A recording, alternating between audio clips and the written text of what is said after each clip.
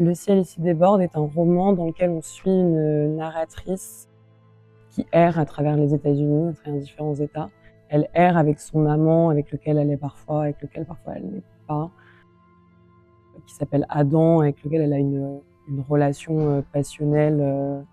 Et on a accès au fur et à mesure au passé de la narratrice sous forme de flashback. Elle vit des scènes dans ces grands espaces qui la rappellent à son passé plutôt répressif. On comprend qu'elle a grandi dans un établissement intégriste, catholique, un système un peu punitif, extrêmement répressif. Elle vit plusieurs situations qui d'un seul coup lui rappellent des scènes ou des éléments de son passé et qui font complètement irruption dans le récit et dans ces paysages un peu désertiques, désolés aux États-Unis.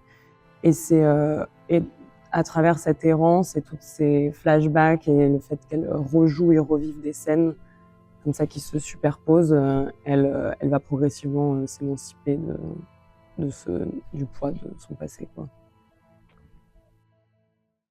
J'enlève sa main, lourde sa main, lourd mon corps.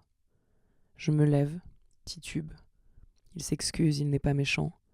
Rouge comme une pivoine, le manège tourne encore. Il faut que je rentre.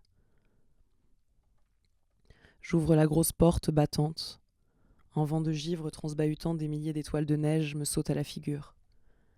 Il n'a pas compris, le pauvre. Il n'a pas compris que je suis un homme. Il a touché ma chatte. Il ne m'a pas vu, c'est étrange tout de même.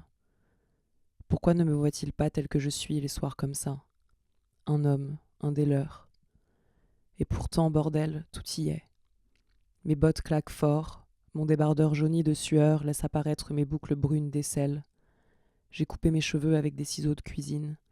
Mon jean est large, un gros ceinturon le retient à ma taille. Ma veste en cuir me fait des épaules massives que je balance assurée, les mains dans les poches. Je peux te décrocher une droite précise, calme, à tout moment.